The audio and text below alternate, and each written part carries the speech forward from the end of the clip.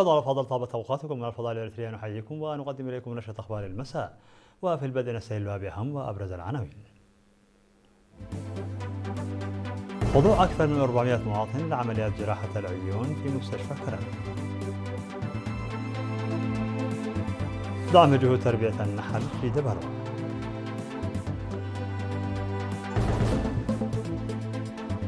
اختتام مهرجان الإريتريين لدى الدول الاسكندنافية.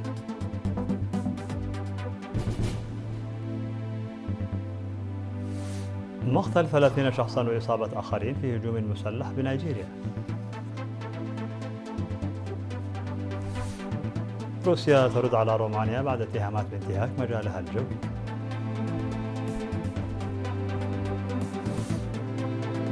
شين جين بينغ يجري محادثات مع الرئيس السلوفاكي في بكين.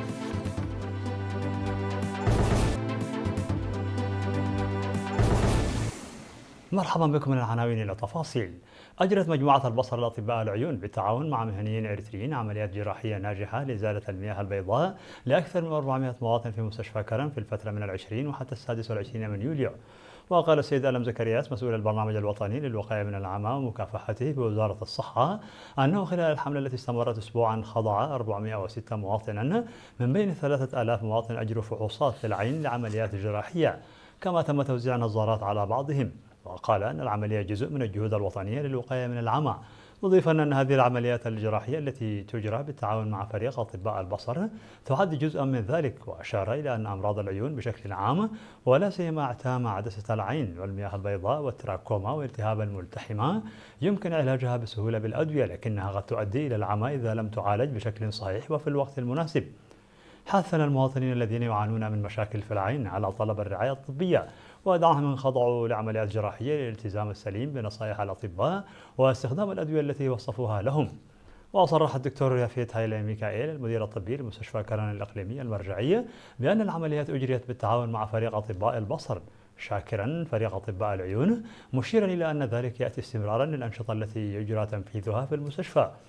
هذا وتجري مجموعة البصر لأطباء العيون الفحوصات والتشخيصات والعمليات الجراحية في جميع أنحاء البلاد خلال السنوات الأخيرة، وهذه هي المرة ال15 التي تقدم فيها خدمات طبية في إقليم عنسبة هذا العام.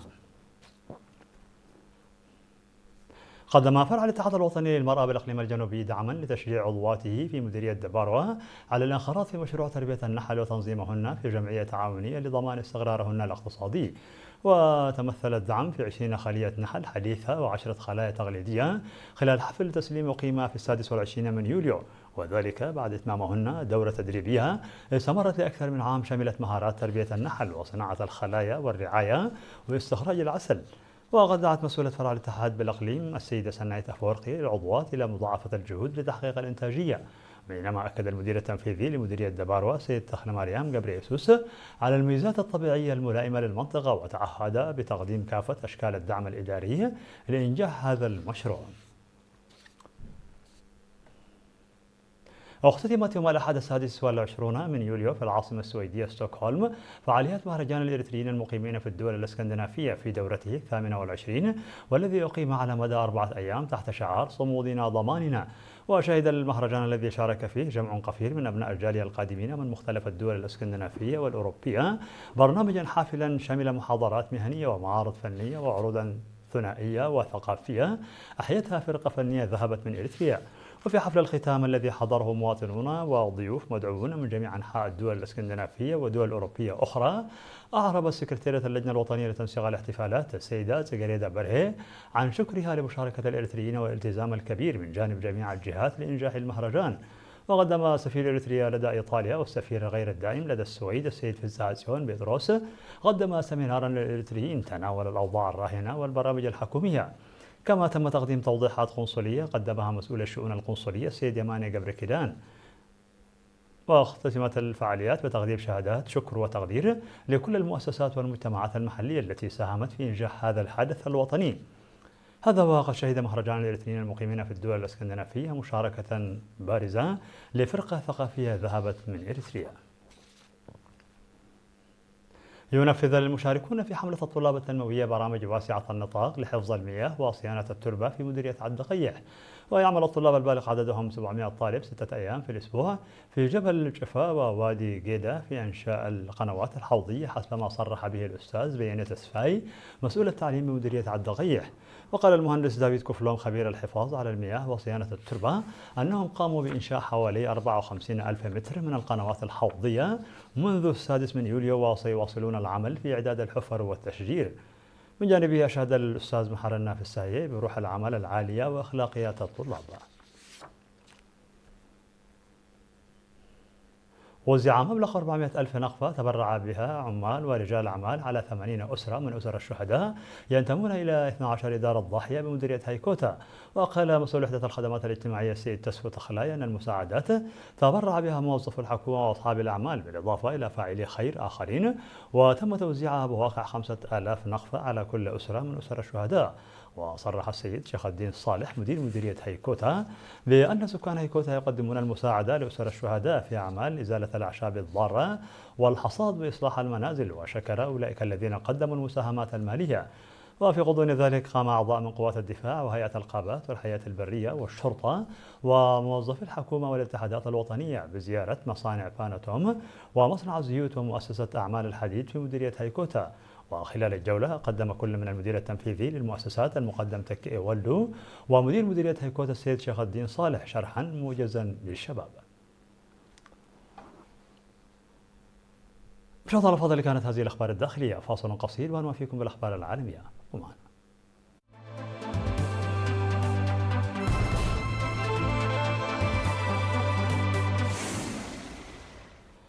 على الصعيد العالمي، قال سكان إحدى القرى في ولاية كادونا شمال غربي نيجيريا أن ما لا يقل عن 30 شخصا لقوا مصرعهم عندما هاجم مسلحون القرية. وقال مسؤول القرية أن مسلحين اقتحموا القرية وأطلقوا النار بشكل عشوائي وأحرقوا المنازل، وأشار إلى أن 8 أطفال من بين القتلى وأن 4 أشخاص أصيبوا. وتشكل أعمال العنف التي ترتكبها عصابات مسلحة وجماعات إجرامية أخرى تحديا أمنيا كبيرا في أجزاء من شمال غربي ووسط شمال نيجيريا، حيث تتعرض مجتمعات محلية بشكل متكرر لهجمات تتسبب في سقوط قتلى.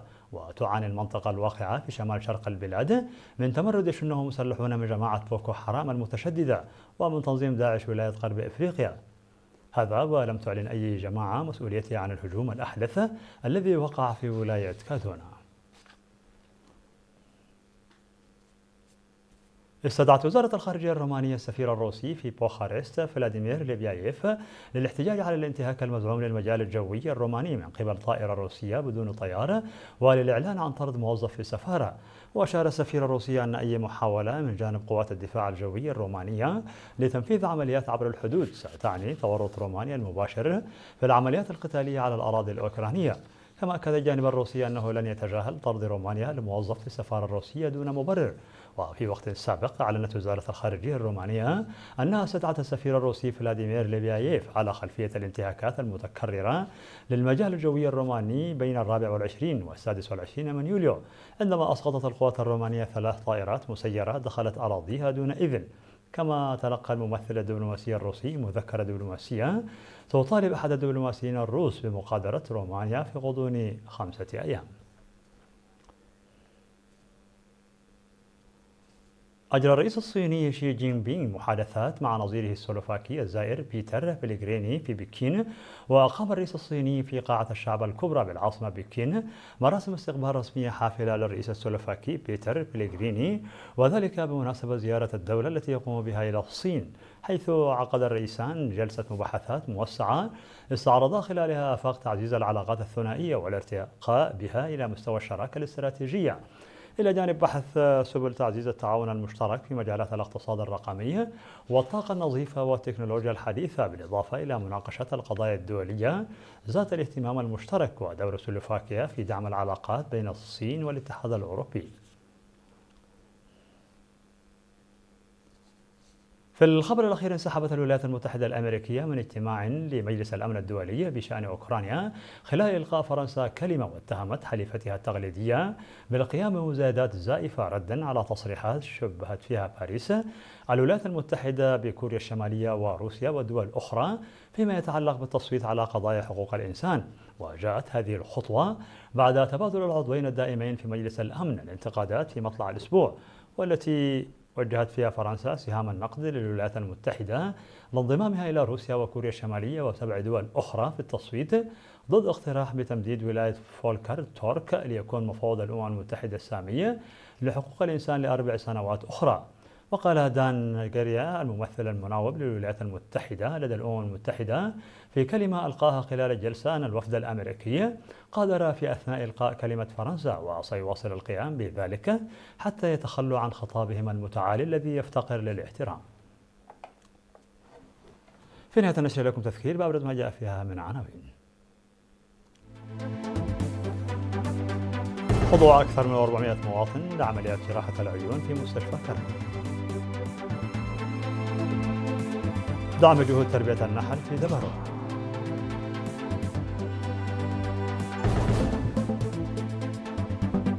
اختتام مهرجان الإريتريين لدى الدول الإسكندنافية. مقتل 30 شخصا وإصابة آخرين في هجوم مسلح بنيجيريا.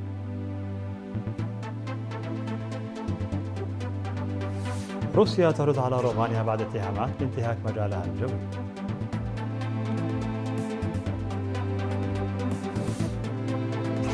الرئيس الصيني يجري محادثات مع الرئيس السلوفاكي في بكين.